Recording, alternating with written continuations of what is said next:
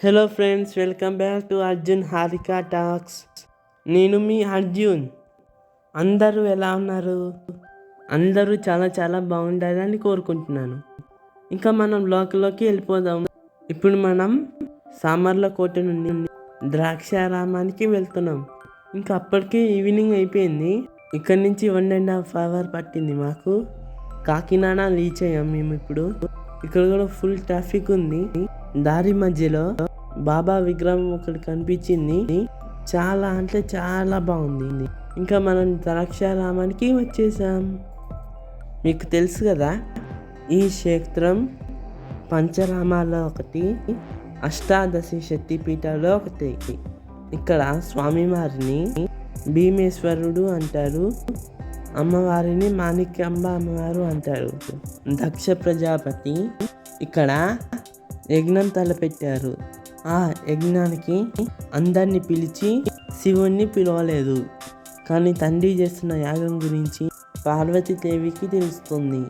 పుట్టింట్లో జరిగే కార్యం కనుక వెళ్తానని చెప్తుంది. కానీ శివుడు పిలవని పారంటానికి వెళ్ళకూడదు అంటారు. కానీ పార్వతీదేవి ఆ యజ్ఞానికి వెళ్తుంది శివుణ్ణి ఒప్పించి. కానీ అక్కడ పార్వతీదేవిని ఎవరు పలికించలేదు. అటు పుట్టింట్లో ఉండలేక, ఇటు శివుడి దగ్గరికి వెళ్ళి జరిగింది చెప్పలేక, ఆ అవమానం భరించలేక తనని తాను కాల్చుకుని బూడిద అవుతుంది. అప్పుడు ఈ విషయం తెలిసిన శివుడు తన జటాజుటం నుండి వీరభద్రుణ్ణి సృష్టించారు. ఆయన వెళ్ళి దక్ష యజ్ఞాన్ని ధ్వంసం చేశాడు. పత్ని వియోగాన్ని భరించలేని శివుడు పార్వతి శరీరాన్ని భుజం మీద పెట్టుకొని ఆవేశంతో ప్రళయ తాండవం చేశారు. శివుణ్ణి ఆపడానికి విష్ణుమూర్తి పార్వతీదేవి శరీరాన్ని తన చక్రాయుధంతో ముక్కలు చేశాడు. ఆ శరీరం 18 ముక్కలయ్యి 18 చోట పడ్డాయి. అవే అష్టాదశ శక్తిపీఠాలు.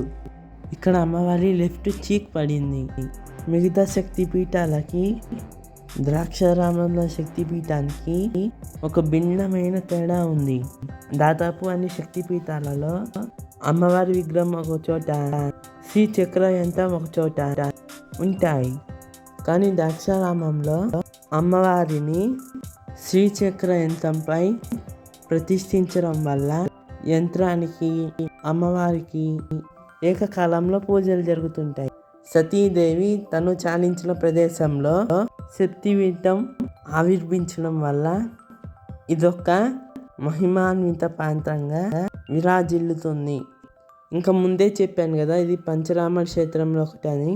ఇక్కడ స్వామివారు స్వయంభూగా వెలిశారు. 14 అడుగుల ఎత్తులో ఉంటారు.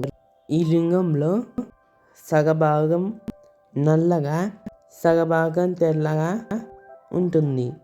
అర్ధనారీశ్వరానికి ఇదొక నిదర్శనం. ఇంకా బయట కాలభైరవ ఆలయం, త్రికూట ఆలయం ఉన్నాయి. ధ్వజస్తంభం ముందు రావి వేప వృక్షాలు ఉన్నాయి. ఆ చెట్టు నీడలో శివలింగం, విష్ణుమూర్తి విగ్రహం ఉన్నాయి. ఇంకా ఆ రోజు గుడి నుంచి బయటకు వచ్చేసరికి చాలా పెద్ద వర్షం వచ్చింది. అప్పటికే 9 అవుతుంది. ఆ టైంలో జర్నీ మంచిది కాదని అక్కడే టెంపుల్ రూమ్ బుక్ చేసుకున్నాం. 500 కాస్ట్ చేశారు నార్మల్ రూమ్. ఇంకా నైట్ అందరం అక్కడే రెస్ట్ తీసుకున్నాం. ఇంకా లగేజ్ కూడా పైకి తీసుకోలేదు. ఆ రోజు అంత టైర్డ్ అయిపోయాం. మార్నింగ్ నుంచి 4 టెంపుల్స్ చూసాం. ఇంకా వెళ్ళగానే అలాగే పడుకున్నాం. ఇంకా ఎర్లీ మార్నింగ్ ఫ్రెష్ అయ్యి బయటికి వస్తే వర్షం ఇంకా పడుతూనే ఉంది. అప్పుడే మనకు తుఫాన్ ఎలక్ట్ లాగా వచ్చింది. ఇంకా మేము ఫ్రెష్ అయ్యి హైదరాబాద్కి బయలుదేరాం. ఇంకా హైదరాబాద్ వెళ్ళే వరకు మా ఎక్స్పీరియన్స్ని నెక్స్ట్ వీడియోలో మీకు షేర్ చేసుకుంటాం. మీకు ఈ వీడియో నచ్చింది అనుకుంటున్నాను. నచ్చితే లైక్ చేయండి, షేర్ చేయండి, సబ్స్క్రైబ్ చేయండి. ఫ్రెండ్స్, ఇంతవరకు లైక్ చేయకపోతే వెంటనే లైక్ చేయండి. ఇంకా అసలు వెదర్ అయితే సూపర్గా ఉంది మాకు. ఆ వర్షంలో ఆ కొబ్బరి చెట్లు, ఇంకా మేము తెలంగాణ బోర్డర్ వచ్చే వరకు కూడా వెదర్ అంతా ఇలాగే ఉంది. ఆ వీడియోని నెక్స్ట్ మీకు షేర్ చేసుకుంటాను. Thank you for watching. Take care. Bye bye. See you for next time.